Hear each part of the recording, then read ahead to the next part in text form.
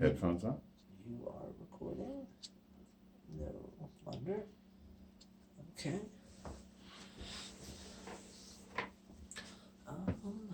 Go up just like here. You're recording. You're recording. You're recording. You're recording. You're recording. Okay. This is Pat interview. Written out questions. Segment 2. All right, one of the questions that always comes up is the title of this book, Veal. This isn't a book. This is a documentary. One of the questions that always comes up is the title of this documentary, Veal. Veal, breeding a new consumer class. Why use the term veal? And I'm going to tell you really amazingly where this term came from. There was an MFA student, international student, and when the international students come here, they always take American names. John, Phyllis, Ronnie, just to assimilate better. This one student took the name Veal. And I said to myself, that is brilliant. She is quickly making a statement on this consumer country she's come to and how it treats people like a product, like something to chew up and eat. So I started looking into that word, saying, this really makes a lot of sense. And I started doing some research to see how true this was, where it came from, why do I believe it? So when I started to break it down, I looked at, well, who is Veal? Who are they? They're a group born around 1985. And at the same exact time, the housing market exploded. After the housing market exploded, this young group were forced into a great number of them were forced into daycare. So who is there? How? I just kind of explained how they came about and how they became Veal so far. Where did it happen? It happened primarily in this country. Why do you think in this country? Because we're a consumer-based company. We're the largest consumers of goods. Other countries make fun of us in the amount that we consume. The obesity level in this country is an example of how heavily we consume. Well, what are we consuming? In the case of this documentary, in the case of my perspective on Veal, we're consuming content. We're making it, we're consuming it, and the real output here is time. But time gives them eyeballs on a screen. Time breeds this economy. The amount of time you spend online, especially with this concept of fear of missing out, FOMO, is frightening. But that's what was wanted. The real question, the core, the bottom of this, is why? Well, my belief simply is, if you look at G8 and G20, and many people don't know, they heard it, but they don't know what those are. Those are global economic summits where 8 countries come together, 20 countries come together. Why are the different numbers? Because the economies they're discussing, the economic values, products, distributions, go in different groups. The example I like to play back in my head is, of course, The Godfather. I'm Italian, every reference is going to go to The Godfather. But the scene of Hyman Roth's birthday, when they're on the roof and the cake is brought out, and as they're slicing the cake to give out, they're talking about how they're going to divide the syndicate up. Who has what part of it? Who has the drugs? Who has the loan sharking? And they're slicing the cake and giving it out, almost dependent upon who has the most money in this. And this is what the G8 and G20 really is. They're slicing and dicing the economies of the world. At these meetings, don't you think they started to realize that the digital economy was going to be a future economy? They realized we're going to go from analog to digital. And they started dicing and slicing that economy. The biggest problem was they didn't have a consumer ready. And this is where Veal comes in.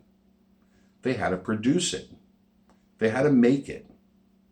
They had to take a base house the place you call home, the place that everyone wants to have as part of the American dream. And they had to do something to shake that in order to take the second guardian out of that home. So you have a herd. The herd is the families, the group, the communities, the societies. Now the question is, I use the term herd and rancher. Well, the rancher is the person kind of controlling that group, right? That herd. And that rancher is someone who responds to the demands of the marketplace. Okay, so let's say the herd is the group in the society.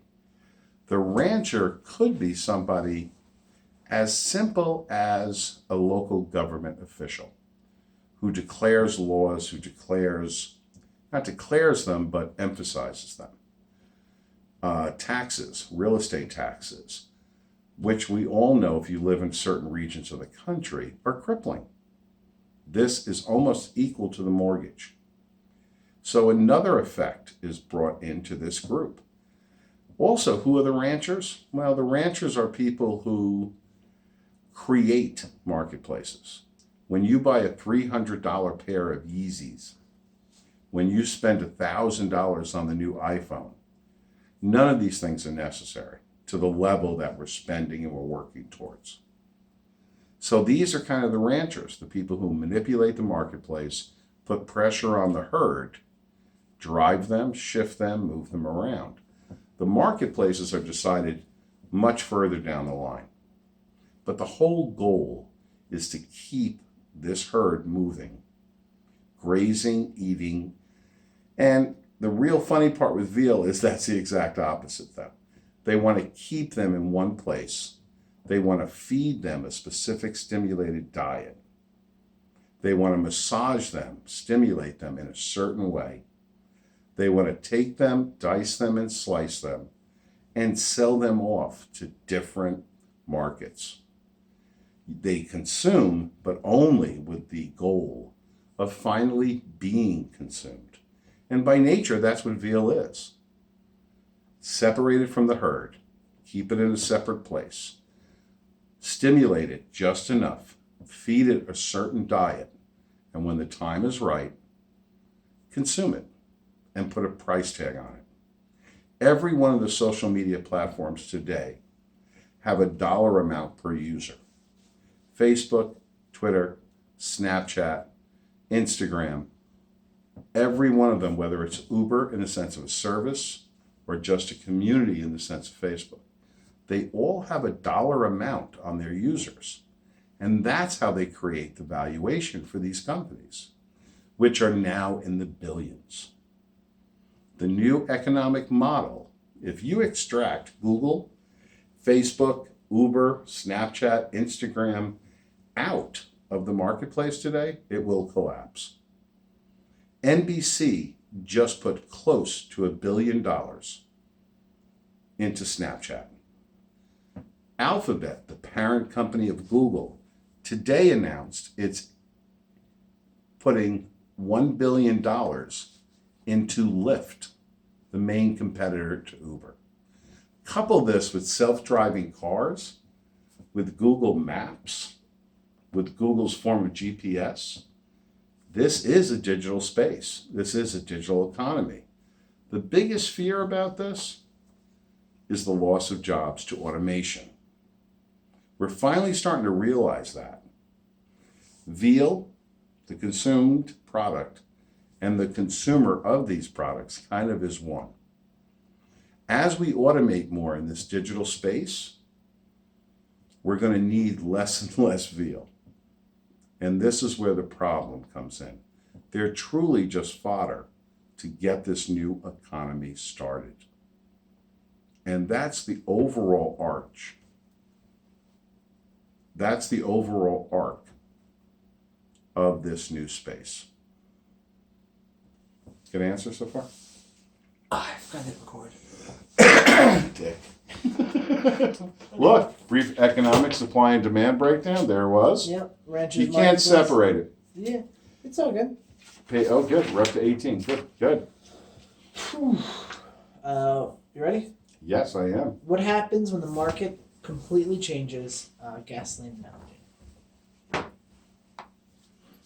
One of the most amazing analogies I found out, or facts I found out from doing the research for this, gasoline, the product that drives this country and this economy, used to be a throwaway.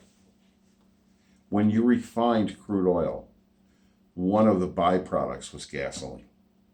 Before the car, this was seen as a throwaway item.